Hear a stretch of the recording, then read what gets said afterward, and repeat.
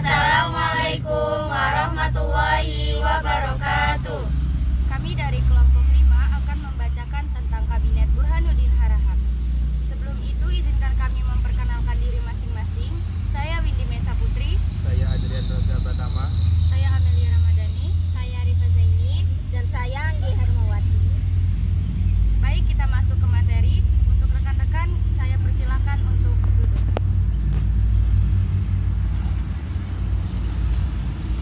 Kabinet Burhanuddin Harahap. Kabinet Burhanuddin Harahap merupakan kabinet kelima pada demokrasi liberal. Kabinet ini berlangsung sejak 12 Agustus 1955 hingga 3 Maret 1956. Kabinet Burhanuddin Harahap dibentuk setelah terjatuhnya Kabinet Ali Sudramijoyo I yang menyerah mendatangannya pada tanggal 23 Juli 1955. Muhammad Hatta selaku wakil presiden kemudian menunjuk 3 orang formatur baru kabinet, yaitu Wilopo, Iman, dan Asad. Ketiga calon tersebut sepakat untuk menunjukkan Hatta sebagai Perdana Menteri sekaligus Menteri Pertahanan. Karena masih menjabat sebagai wakil presiden, Hatta menolak dan memilih Burhanuddin Harahap dan Partai Masyumi sebagai formatur baru. Awalnya Burhanuddin Harahap menolak karena ia merasa kurang didukung dan kurangnya pengalaman. Namun setelah mendapat dukungan dari partai-partai besar seperti TNI, NU, dan PSI, akhirnya Burhanuddin Harahap menyetujui pembentuknya formatur baru dan dilantik pada tanggal 12 Agustus 1955. 1. Pemimpin: Soekarno-Hatta. Wakil Presiden: Muhammad Hatta. Perdana Menteri: Burhanuddin Harahap. Wakil Perdana Menteri 1: Rejano Ismadi. Wakil Perdana Menteri 2: Hasono Tagominoto. Nah, pada pemimpin ini pasti ada menteri-menteri akan dijelaskan oleh teman saya.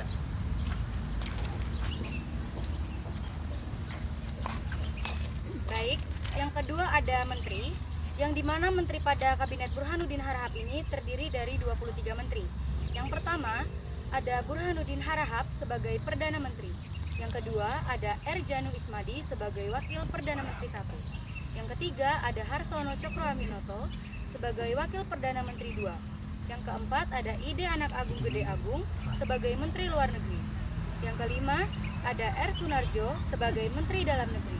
Yang keenam ada Burhanuddin Harahap sebagai Menteri Pertahanan. Yang ketujuh ada Lukman Wiradinata sebagai Menteri Kehakiman. Yang kedelapan ada Samsudin Sultan Makmur sebagai Menteri Penerangan. Yang kesembilan ada Sumitro Jojo Hadikusumo sebagai Menteri Keuangan. Yang kesepuluh ada I.J. Kasimo sebagai Menteri Perekonomian. Yang kesebelas ada Muhammad Sarjan sebagai Menteri Pertanian. Yang ke-12 ada Haji Laoh sebagai Menteri Perhubungan. Yang ke-13 ada Asrarudin sebagai Menteri Muda Perhubungan. Yang ke-14 adalah Panji Suroso sebagai Menteri Pekerjaan Umum. Yang ke-15 ada Iskandar Teja Kusuma sebagai Menteri Perburuhan. Yang ke-16 ada Sudibjo sebagai Menteri Sosial. Yang ke-17 ada R.M. Suwandi sebagai Menteri Pengajaran Pendidikan dan Kebudayaan. Yang ke-18 ada Muhammad Ilyas sebagai Menteri Agama. Yang ke-19 ada Jenderal Laimana sebagai Menteri Kesehatan. Yang ke-20 ada Gunawan sebagai Menteri Agraria. Yang ke-21 ada Abdul Hakim sebagai Menteri Negeri. Yang ke-22 adalah Sutomo sebagai Menteri Negara. Dan yang terakhir adalah Gumala Ajaib Nur sebagai Menteri Negara. Dan kita lanjut ke yang ketiga, yaitu partai. Kabinet Burhanuddin Harahap yang dibentuk pada tanggal 12 Agustus 1955 adalah kabinet koalisi yang dipimpin oleh Perdana Menteri Burhanuddin Harahap. Kabinet ini terdiri dari 13 partai. Yang pertama, MASYU atau Majelis Syuro Muslimin Indonesia. Yang kedua, Partai Indonesia Raya. Yang ketiga, Partai Nasional Indonesia. Yang keempat, Partai Syarikat Islam Indonesia. Yang kelima, Demokrat. Yang keenam, Nahdlatul Ulama atau NU. Yang ketujuh, Partai Sosialis Indonesia. Yang kedelapan, Partai Katolik Republik Indonesia. Yang kesembilan, Partai Buruh. Yang kesepuluh, Independen. Yang kesebelas, Partai Kristen Indonesia. Yang kedua-belas, Partai Republik Indonesia Raya. Dan yang terakhir adalah Partai Rakyat Nasional. Terima kasih. Materi selanjutnya akan dibacakan oleh teman saya.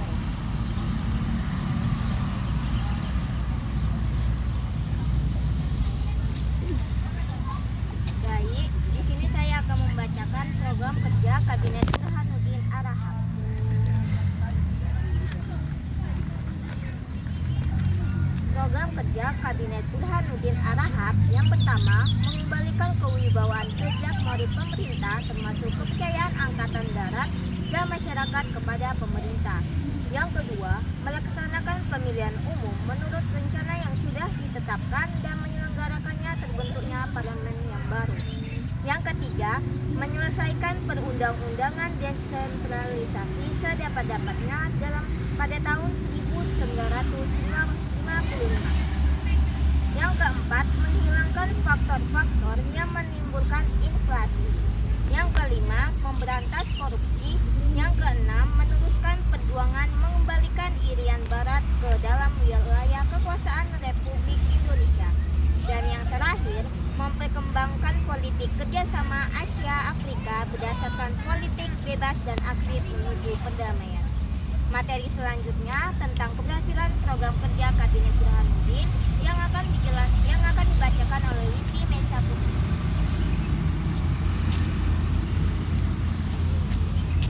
Keberhasilan program kerja pada Kabinet Burhanuddin Harahap ada 4.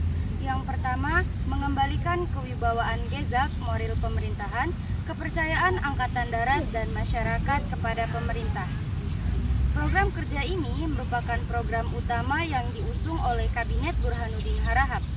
Mengapa dalam periode 1950 sampai 1955 sering jatuh bangunnya kabinet? Akibatnya, terjadilah krisis kabinet, krisis kewibawaan, krisis pemerintahan, krisis ekonomi, krisis korupsi, dan krisis kepercayaan. Pada masa Kabinet Wilopo, terjadi peristiwa 17 Oktober 1952 yang berujung pemecatan A.H. Nasution sebagai KSAD dan perpecahan dalam Angkatan Darat serta parlemen.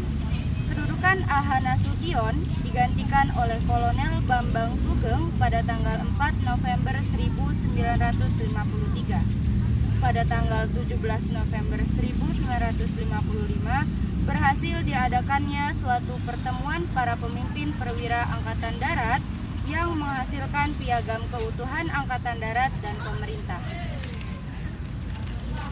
Hal ini menyebabkan jatuhnya Kabinet Ali. Selanjutnya, pemerintah memutuskan mengangkat Kolonel Bambang Sutoyo sebagai KSAD.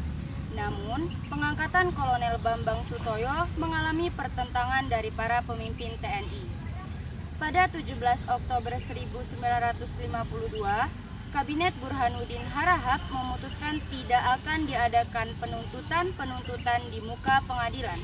Sedangkan tindakan-tindakan selanjutnya disesuaikan dengan jiwa Piagam Yogya.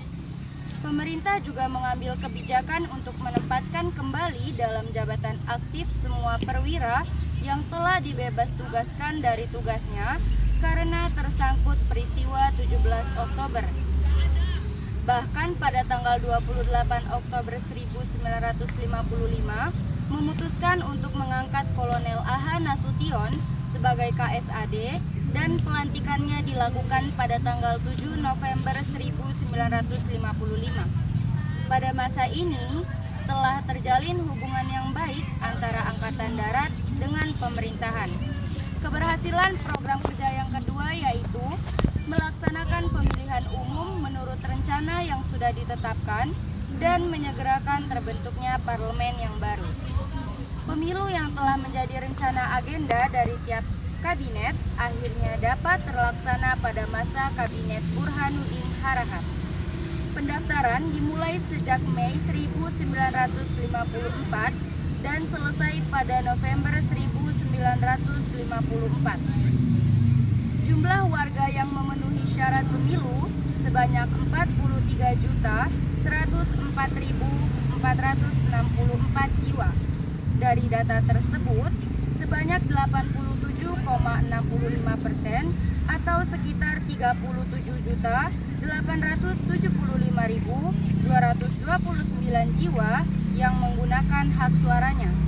Pemilu pertama ini dilaksanakan dalam 2 gelombang. Gelombang pertama. Pada gelombang pertama, pemilu dilakukan untuk pemilihan anggota DPR yang berlangsung di tanggal 29 September 1955. dengan memperebutkan 257 kursi dan dengan jumlah peserta yang memperebutkan sebanyak 600 sampai 700 orang. Pada tahap pertama, terdapat 4 partai yang berhasil menduduki kursi pemerintahan. Partai yang pertama yaitu PNI, memperoleh sebanyak 8.434.653 suara dengan persentase 22,32% dan berhasil menduduki sebanyak 57 kursi pemerintahan. Partai yang kedua yaitu Partai Masyumi memperoleh suara sebanyak 7.903.886 dengan persentase 20,92% dan berhasil menduduki sebanyak 57 kursi. Partai yang ketiga yaitu Nahdlatul Ulama yang berhasil memperoleh suara sebanyak 6.955.141 dengan persentase 18,41% dan berhasil menduduki kursi pemerintahan sebanyak 45. Dan partai yang keempat yaitu Partai PKI berhasil memperoleh suara sebanyak 6.179.914 dengan persentase 16,36% dan berhasil menduduki kursi pemerintahan sebanyak 39. Seiring dengan hasil tersebut, juga diangkat 6 anggota parlemen mewakili Tionghoa dan 6 lagi mewakili Eropa. Pemilu pada gelombang kedua. Pemilu ini dilakukan untuk pemilihan anggota konstituante. Tahap ini dilaksanakan pada tanggal 15 Desember 1955. Hasil pemilu pada gelombang kedua menunjukkan bahwa 4 partai besar kembali menduduki kursi pemerintahan tertinggi. Yang pertama yaitu PNI memperoleh sebanyak 9.070.218 suara dengan persentase 23,97% dan berhasil menduduki sebanyak 109 kursi. Partai yang kedua yaitu Partai Masyumi memperoleh suara sebanyak 7.789.619 dengan persentase 20,95% dan menduduki kursi sebanyak 112. Partai yang ketiga yaitu Partai Nahdlatul Ulama memperoleh suara sebanyak 6.989.333 dengan persentase 18,47% dan berhasil menduduki sebanyak 91 kursi pemerintahan. Partai yang keempat yaitu Partai PKI memperoleh sebanyak 6.232.512 dengan persentase 16,47% dan menduduki sebanyak 80 kursi pemerintahan. PNI selalu menjadi pemenang di pemilu pada gelombang pertama maupun kedua. PNI berhasil menduduki kursi pemerintahan tertinggi, yaitu 57 kursi pada saat pemilihan DPR dan 119 kursi pada saat pemilihan anggota konstituante. Masyumi, NU, dan PKI juga berturut-turut menjadi partai pemenang di pemilu gelombang pertama dan kedua.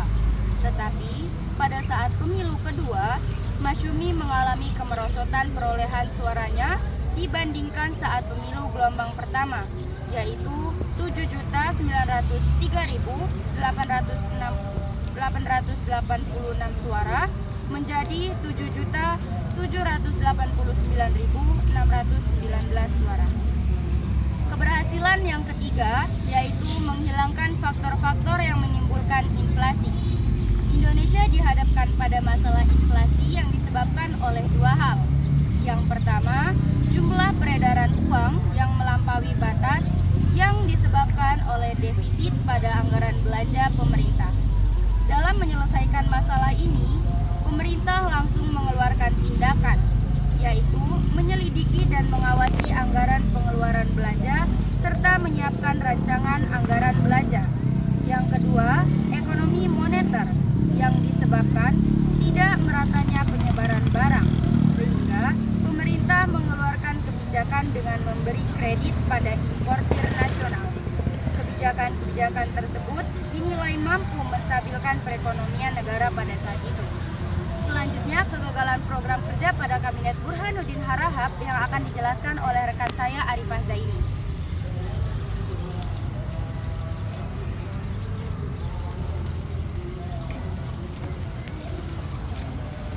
Baik, saya akan membacakan tentang kegagalan dari Kabinet Burhanuddin Harahap.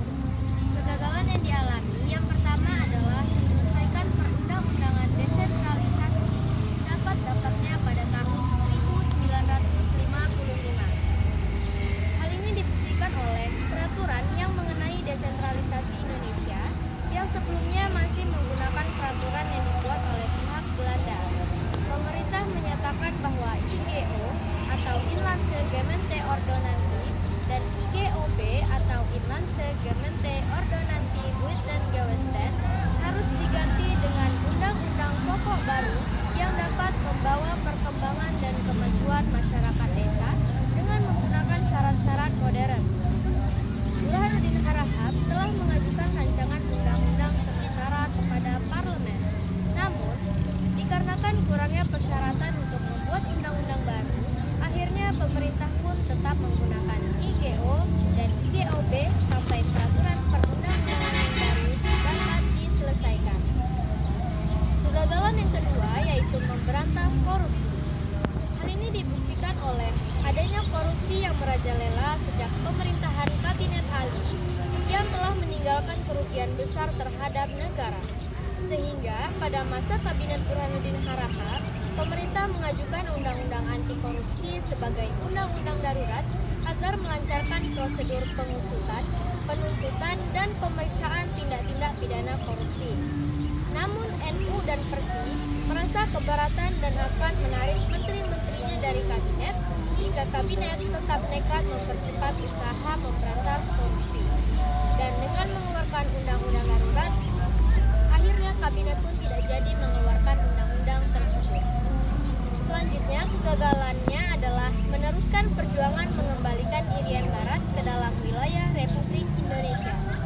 Kabinet melakukan perundingan dengan pihak Belanda, namun rencana perundingan ini tidak mendapat restu dari Presiden dan beberapa partai dalam parlemen.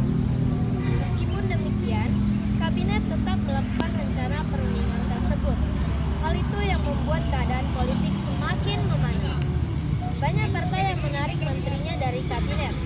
Pertikaian antar partai inilah yang mendorong Kabinet Burhanuddin Harahap untuk segera mengembalikan mandatnya kepada pemerintah. Kegagalan yang terakhir yaitu mengembangkan politik kerjasama Asia Afrika yang berdasarkan politik bebas aktif menuju perdamaian.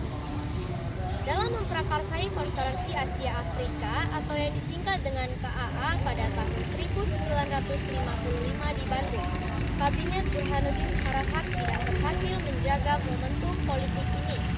Hubungan antara negara-negara Asia Afrika tidak berkembang seperti yang diharapkan. Selain itu, terjadi perpecahan kelompok antar kelompok-kelompok politik di dalam negeri. Ketidakstabilan politik domestik ini mengurangi efektivitas kebijakan luar negeri Indonesia, serta terdapat masalah ekonomi dan keterbatasan sumber daya, sehingga Indonesia tidak dapat menawarkan bantuan atau menjalin hubungan ekonomi yang saling menguntungkan dengan negara Asia Afrika. Selanjutnya, pembahasan tentang berakhirnya Kabinet Burhanuddin Harahap akan dijelaskan oleh rekan saya yaitu Anggi Hermawan.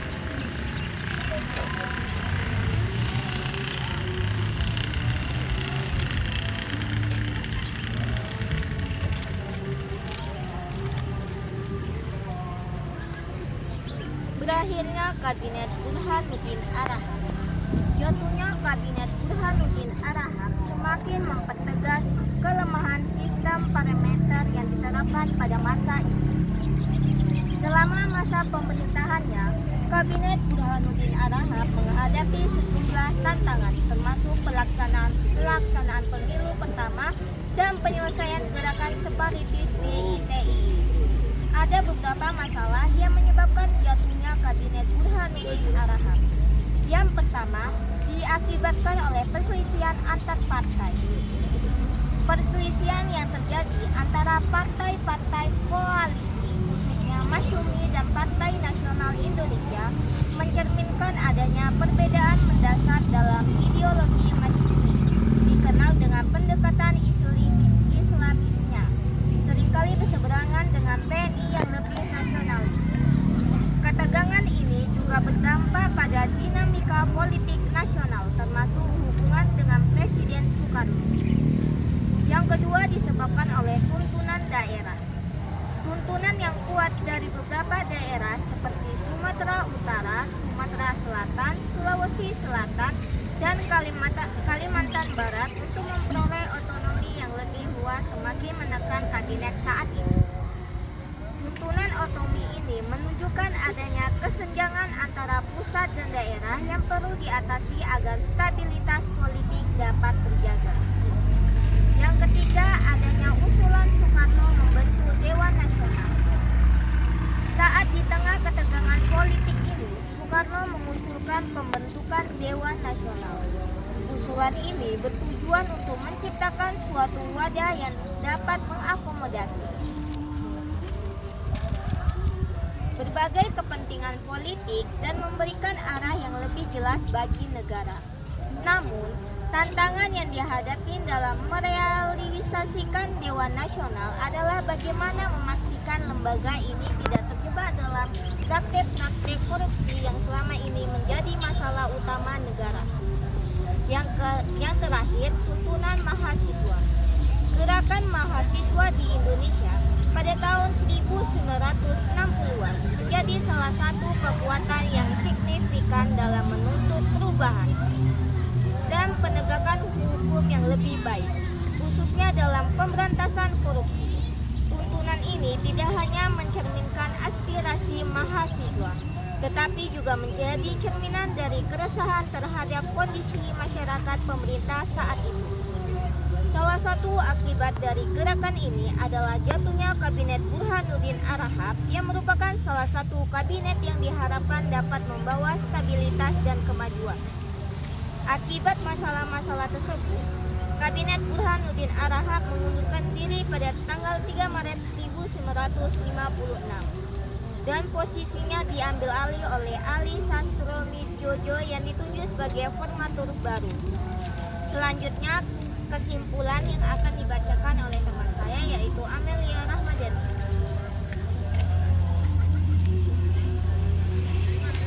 Yang terakhir ada kesimpulan.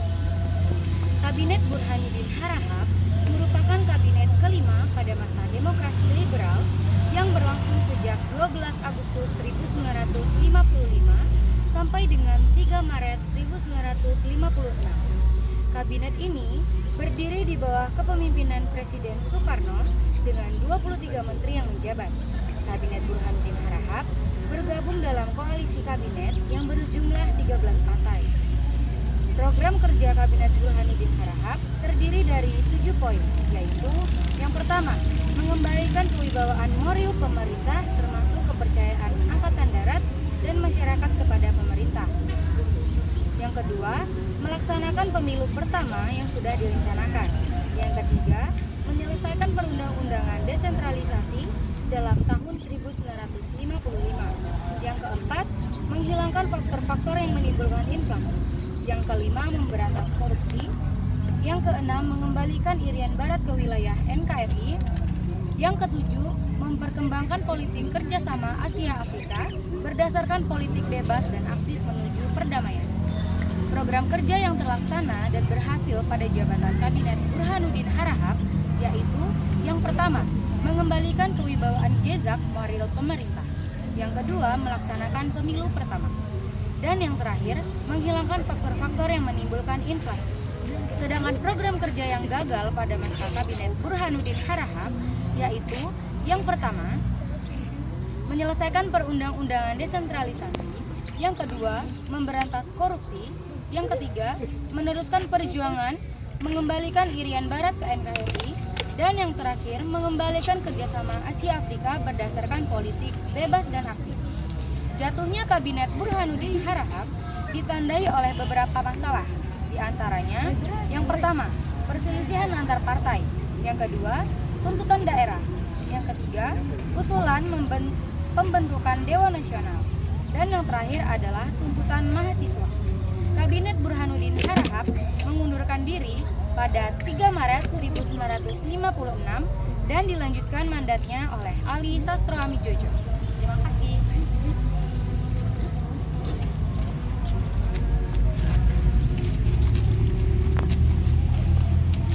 Hanya itu yang dapat kami sampaikan. Kami akhiri. Wassalamualaikum warahmatullahi wabarakatuh.